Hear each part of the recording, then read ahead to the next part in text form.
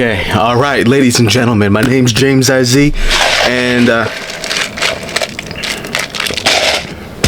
I'm back here with another video.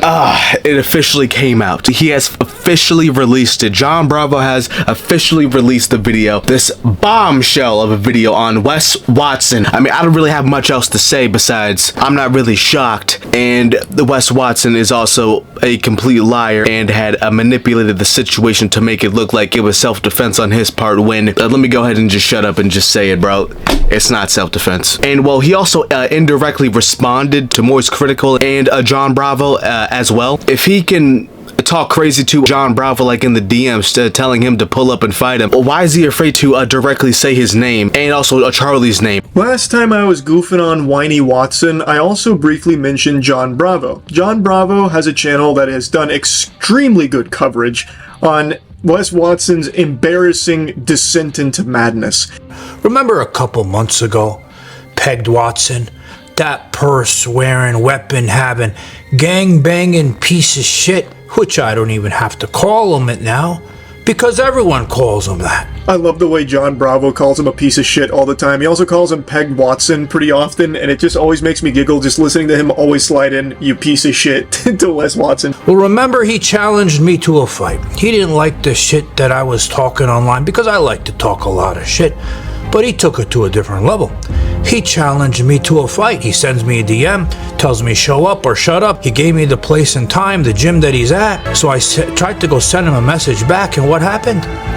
He blocked me like a little bitch. So he sends me a challenge, and then he blocks me. I make a video online, it gets thousands of views, and then others decided they want to challenge him. That's crazy that he's a trendsetter, basically. John Bravo is kind of a trendsetter, even though that Revival Fitness made a video on Wes Watson 2 years ago. But yeah, ignore that, you know what I mean? Let's just ignore that and let's focus on John Bravo here, because he has the production value of $100 million studio, I guess. But so essentially this whole portion of the video, he's going to show all the clips of Wes Watson challenging everybody to, or like, challenging all of his haters to pull up on him and fight him at the gym. And well, I mean, that's what happened here in this scenario, but let me just shut up and like show you. Everybody send this video to your favorite Wes Watson call out dude and tell him to suck my and pull the straight up.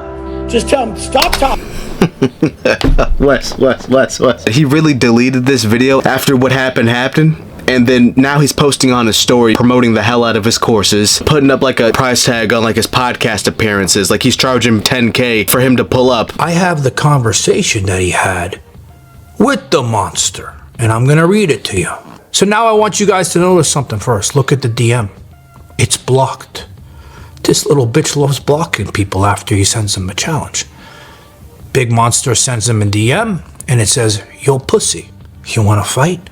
Why don't you pick on someone your own size like me?" Wes goes, "Roll through. Stop talking." Monster says, "Time and place." Wes says 8 a.m. weekdays and weekends at the gym. Weirdos writing people they don't even know shit like this. Broke ass motherfucker. So now, like I was saying earlier, is this still self-defense when you're inviting people there and then they show up? No, John Bravo, it's not self-defense. Do you remember he gets on camera saying, "Oh hey, somebody actually pulled up, wanted some problems with me." Yeah, it was totally self-defense. Yeah, dude, it totally was. Like the police can't find clips of you challenging everybody on the internet to pull up on you and fight you. But okay, bro. Alright, bro. So I've already like really broken down the footage here, to be honest with you. I don't really need to go any further than this, but if like you want to know the fine details of this gang jumping, go ahead and check out John Bravo's full video on it. But I really want to point out this last part here of like the ending message that John Bravo said and had pointed out about Wes Watson. Something that's been on my mind that's lost in all this for the past few months. I've been covering this story for 2 months now. Remember in the beginning, I was joking around, having a good time, calling him a piece of shit, calling him all these names, making up the nursery rhymes, right? It was a good time. But now, look how far this story has got and look where it could be end up. But what's lost? Especially those who watched Wes Watson in the beginning. Remember when he was out on the park bench, no money, no nothing, giving people great advice, using his charisma for good instead of what we see now for evil. We totally take away the power of the moment. So I would, since I got my money through ill-gotten means, I could be at the nicest place and not even enjoy it.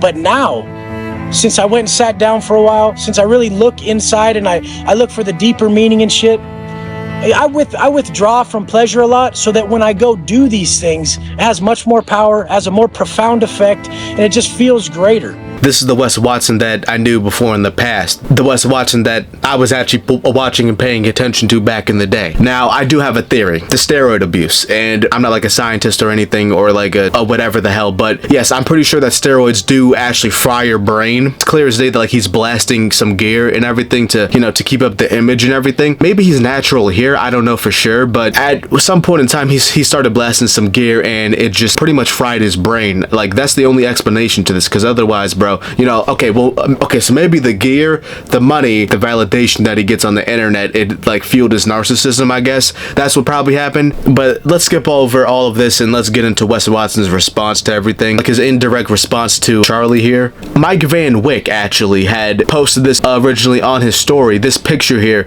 saying, meet the haters, which it's some dude that's sitting at a desk in a computer room and server room and everything. And he tagged Wes Watson. I'm not surprised that big Mike Van Wyck and Wesley Watson here are friends, of course. Wes Watson had reposted this on his story. All the haters is just planned a narrative spread by bot farms from people who hate those who bring the truth. They buy their views from the same people who flood the real ones with hate. This is an indirect response to Charlie Moist Critical because he is the biggest commentary channel out of all of us talking about him. And he's not actually gonna directly say his name, even though, I mean, bro, he can't call him broke. Let's just keep it real. He can't call him. Like, what can Wes truly say to Charlie? I mean, he can go band for band with Wes and beat the shit out of him in like the sense that he had more money than him. I mean, he has way more reach and more clout than Wes here, and the only thing that Wes has on him is like that he's 6 foot and has muscles. And we all love Charlie way more than you, bro, so that shit really doesn't matter at the end of the day. Long story short, your haters will bring you business. This guy works directly with Mark Shapiro, who makes videos talking shit about me, and he signed up for my program. Thank you, Mark. Appreciate you, dog. It's crazy how much business my haters have brought me. For whatever reason, he's only calling out Mark Shapiro here, which this is a real dude. This is an actual business dude. I remember watching this clip of him. 2024, they still haven't made leaf blowers. Yeah. This is Mark Shapiro, okay? Mark Shapiro was really spitting in that video too because Wes was getting upset and angry over some dude with a leaf blower outside, and so Mark put him in his place by saying that maybe that dude is trying to provide for his family and you're just some rich asshole that wants to cry and whine like a baby because he's doing his job. And I mean, Wes is over here saying, oh yeah, this guy used to work for Mark Shapiro and then he jumped on my course. Yeah, I won. Yeah. He totally beat Mark Shapiro at his own game, guys. Let me give Wes Watson here 5 big booms. Boom, boom, boom, boom, boom. Me richer and richer and richer and more famous. Never trip on the hate, you guys. You can never even clock up. You can never even count how many people come to your page from the bullshit and actually sign up and buy your programs.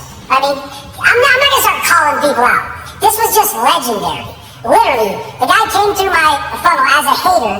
I wanted to do a podcast, you talk shit on me all the time, and I fucking sold one of his employees. I straight closed one of his employees. Wow, dude. Okay. You got him there. Yeah, bro, you definitely got Mark Shapiro there. As you saw there, he was indirectly responding to all of the haters out there, which, I mean, we all know the names here. Bubba Army in the chat. Johnny Bravo here. Moist Critical, Charlie, me, even me. You know, plenty of other channels out there. I mean, shit, we're making a lot of money and getting a lot of views off of Wes Watson's name by pointing and laughing at him, okay? The more attention that you have on yourself on the internet, and if you're selling a product, yes, the sales of that product is indirectly going to go up, which he's probably going to spend a grand majority of that money on some lawyer fees, on legal fees and lawyer fees. That's for damn sure. We all know that for a fact, that you probably need to like and subscribe to my channel, like the video, of course, subscribe to the channel, and if you're here, I really appreciate that. I'll see you later. Goodbye.